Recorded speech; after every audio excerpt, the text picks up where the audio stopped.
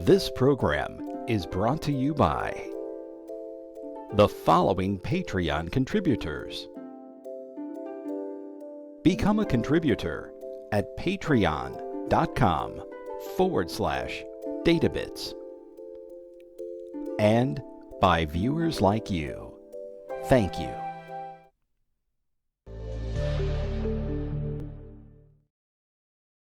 Hello my friends, and welcome back to the Databits channel, and today's topic is the 8-track tape playback system. More specifically, we're going to talk about the quad 8-track system, or quadraphonic, or as modern term might be, surround sound tapes in surround sound. So what we have here in front of you is my 4 8-track decks that I happen to own. This is my first 8-track deck. This is 2XL, and 2XL came out in the late 1970s. I got one in the early 80s for Christmas, and it would play these cool trivia tapes. It was much like having your own Amazon Echo, except it didn't respond to your voice. It responded to you pushing buttons, as it would call them, right here on the front. So the 8-track tape goes in there. Our next 8-track deck, which was part of our family right about the same time, is this 8-track deck, which I've reviewed on my channel before. It is a JCPenney 8-track deck, probably not made by JCPenney, but made for JCPenney. Look at this cool amount of controls you have here. Pause, eject, auto stop eject, fast forward, repeat, record, and program. It also has a real-time counter. So when you're making your own mixtapes, you know exactly when it's going to switch channels on you by watching the timer right there on the front. And it's actually very accurate. The meters are cool, although the left one is broken. As you can see there, it's stuck. And you've got your record levels right there. My favorite player only is this JVC, and it's about to be dethroned by the one underneath it, which is this BSR McDonald. Why? Because this one is a 4-channel quadraphonic 8-track player. What is quadraphonic? Well, we're going to tear that apart and show you what it's about. Why do we have 4-channel and 2-channel, and what is the difference? Why would you want one versus the other, or even both? Because that BSR down there plays both kinds. I can play 2-channel or 4-channel 8-track tapes. This video is going to be more about the quad system. We're going to show you what makes this thing tick on the inside, how I fixed it, and then we're going to get it to play back in my car. Yes, you can take a home 8-track player and play it in your car. You don't have to have a car 8-track player. So if you're not good with wires or with electronics or with electricity, I can show you how to get an 8-track player to play in your car, your modern car, and it's going to be a lot of fun. All right, so let's get started with some media. Let's show you my 8-track tapes, and I'll show you the differences between the tapes. So a couple of highlights from the tapes that are in my collection that I really like is this Story of Star Wars here, along with the Star Wars music. So this actually has the dialogue from the movie, and this is just the music from the movie. Here's some more RCA tapes on this side, and just some more nonsense on this side, and then my collection of quadraphonic tapes, as you see here. I've got a Ford Quadrasonic demonstration tape. Those are available on eBay all the time. And then I got this General Electric one here. So these particular ones came as demonstration tapes for those particular models, General Electric and a Ford car. The Sound of Stereo is not a quad, but it is a demonstration tape also that came out for a car.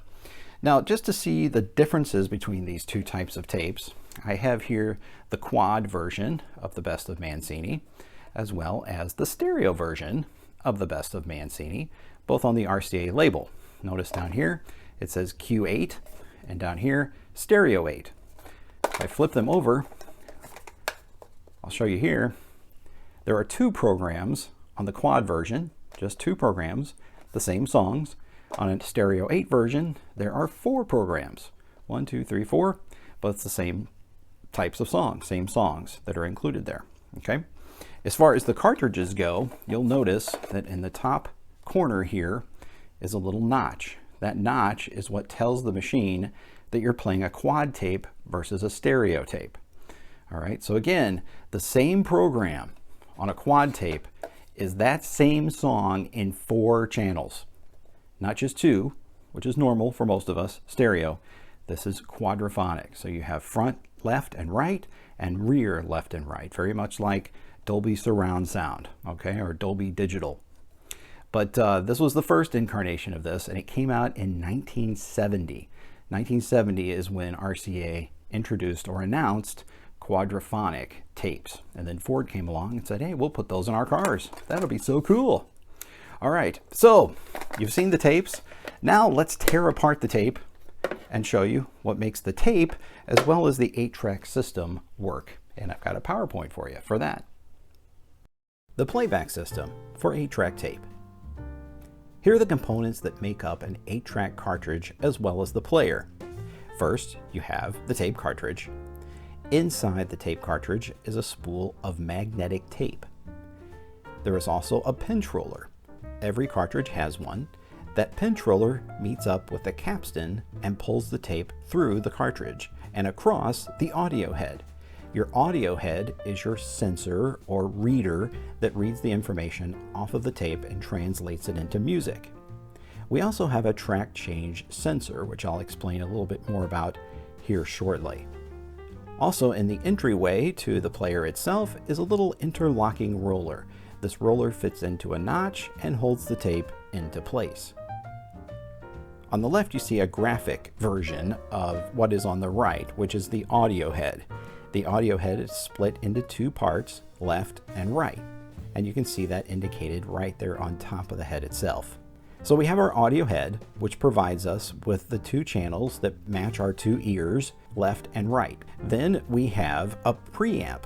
So those 2 audio channels are loaded into the preamp, which are amplified high enough for a regular amplifier, which then translates that into sound.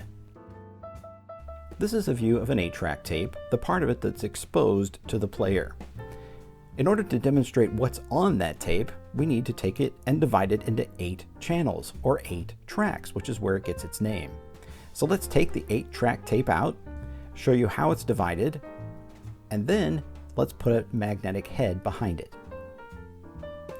On the top left of the screen, you'll see the 4 programs that are indicated, and those 4 programs are also color striped to show you where they are actually located on the tape itself. So we have our 4 programs, we have our 8 tracks, and then we have a channel program indicator on the front of the player itself so that you know where the audio head is located and what part of the tape it's playing. So right now our left and right channels are on tracks 1 and 5. Now let's switch channels. Now the audio head is on channels 2 and 6, giving us left and right channels of program 2. Then we move over to program 3, giving us left and right channels of program 3. And then channel or program 4. Now let's get crazy and talk about the quad playback system.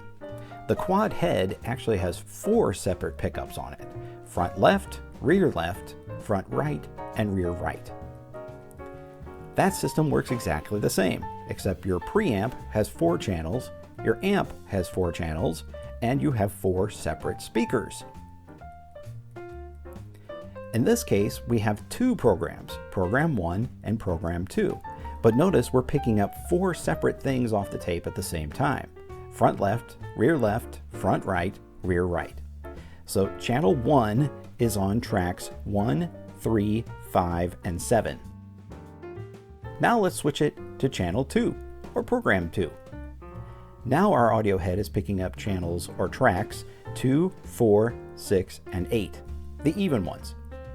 Again, front left, front right, and rear right.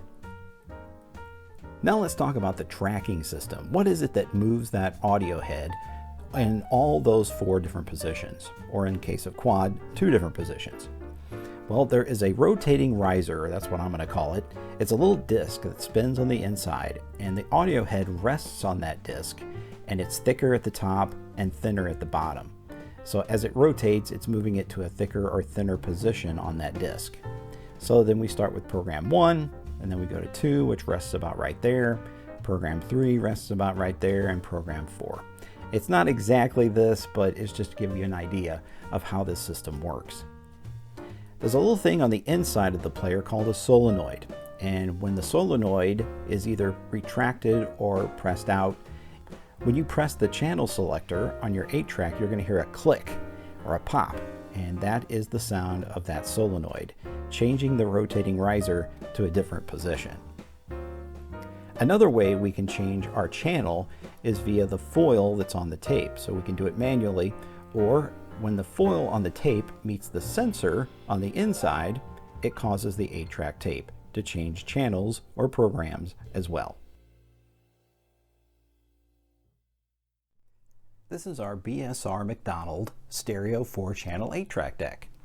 There are indicator lights on the front that indicate whether or not you're playing a stereo tape or a 4-channel quadraphonic tape. And then you have your programs here. So let's insert the Mancini tape first, which is stereo, to show you which lights light up for that. So notice it's indicating it's a stereo tape right here, and then we are on channel 3. Now we can move it over by hitting this selector to channel or program 1.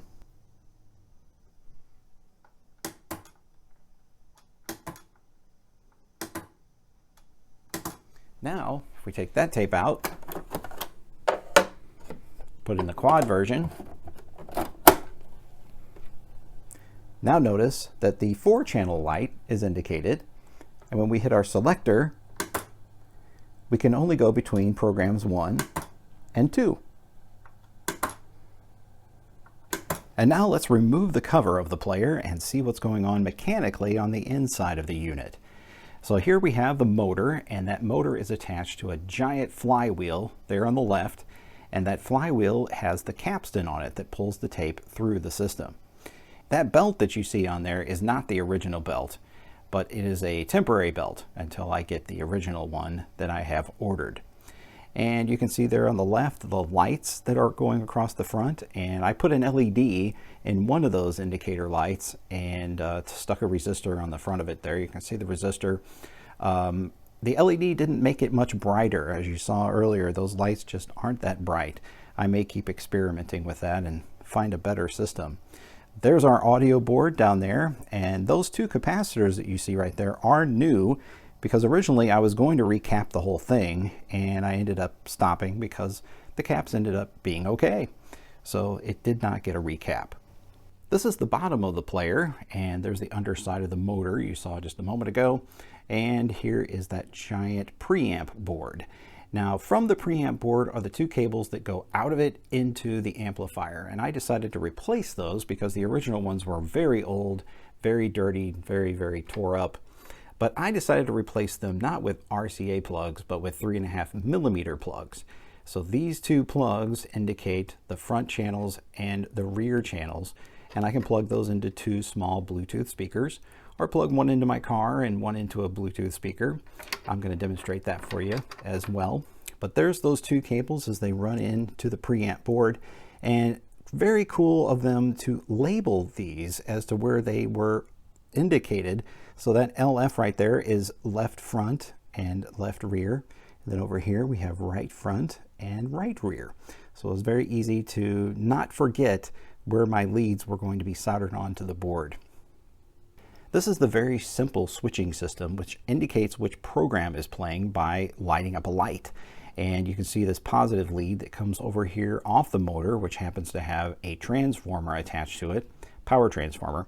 So the positive lead comes off of there, it goes onto this little disc type thing here, and then it bridges across to the different lights. So you have your channel 1, 2, 3, and 4 right there, and that signal goes along, hits this, bridges across, and then goes to the different indicator lights that are wired to that board right there, as you can see. So very simple system, very cool system, and what it produces is really kind of magic. It's really neat. As part of refurbishing this 8-track player for use again, there was many of these little switches inside that had to be cleaned. So I used some contact cleaner and spray inside these switches and then exercise them a little bit. You can see there's a well right in the middle of the switch that you can spray the contact cleaner into. And there's the preamp board right there. You can see all the cool blue capacitors there, and they're all nice and healthy and still working quite well. So depending on the quality of the deck that you buy, you may not need to recap it. And as you can see, here's that belt that I'm using temporarily. It's quite a big belt for an 8-track player. Most of them, the motor is not that far away from the flywheel, but it is in this case. Here is a view of the tape well of the inside of this player.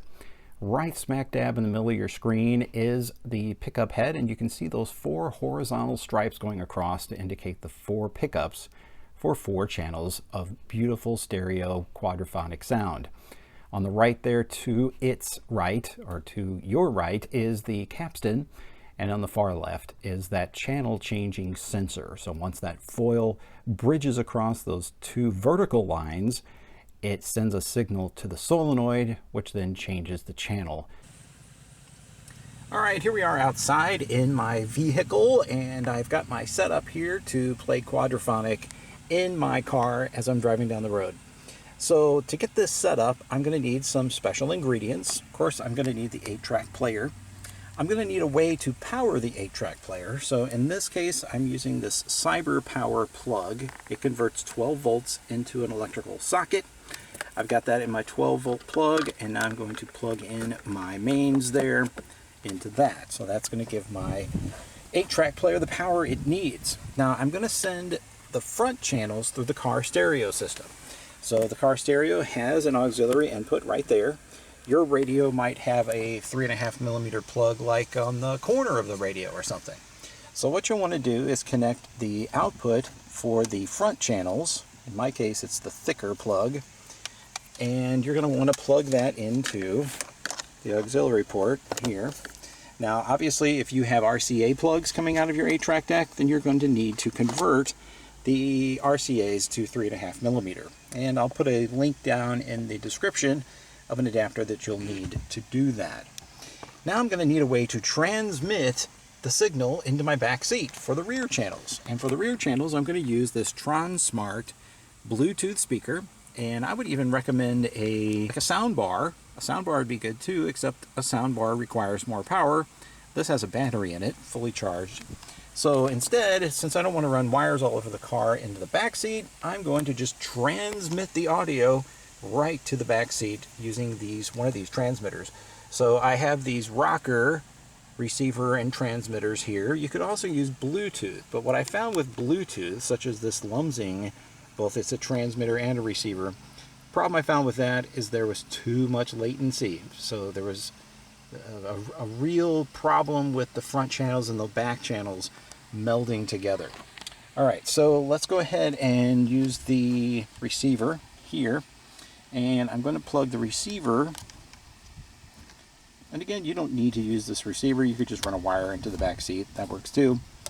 But just for fun, I'm going to use this receiver, and I'm going to plug it into my Bluetooth speaker here and turn the little receiver on. Turn my speaker on. Then I've got to put it in aux mode. Okay, I believe it is in aux mode now. Now I'm going to just take these and set them in the back seat of the car, back here.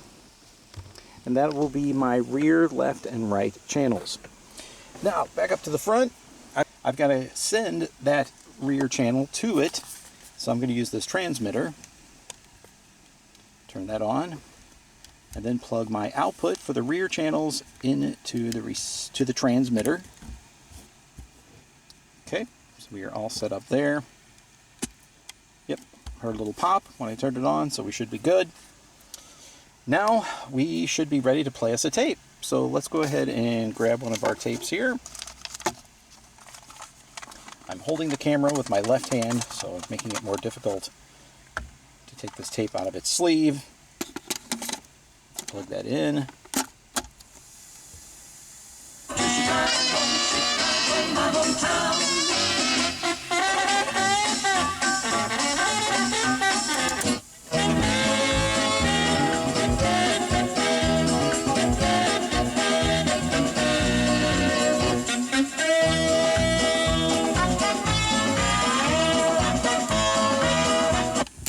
Now, if you're listening to this in stereo, like with headphones, you should be able to hear the front channels coming from your left channel and the rear channels coming from your right channel.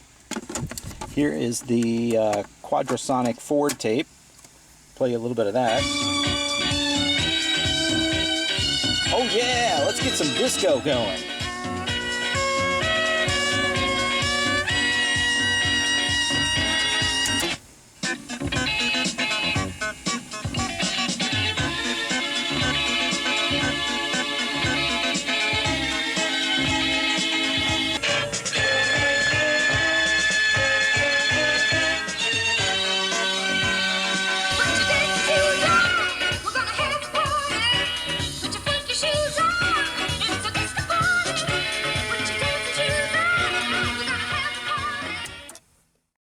Hey guys, this is Databits here, the real guy here in front of the camera. I don't usually show myself in front of the camera, but hey, I thought I'd show my face.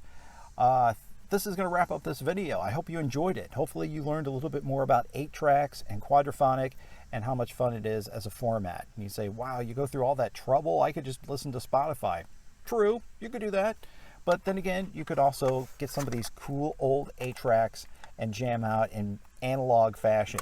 It's really fun. In fact, I'm going to do that myself. I'm going to just take these 8 tracks and cruise around the neighborhood and jam on them really loud and hopefully upset some of the people that live in this area here. If you like this video, please click the like button, subscribe, leave a comment below. You can also click that little bell icon thingy, and then you'll be informed or alerted whenever I release a video. But in any case, thanks for watching, and I hope to see you on the next video, and we'll have some more fun with vintage formats. See you later.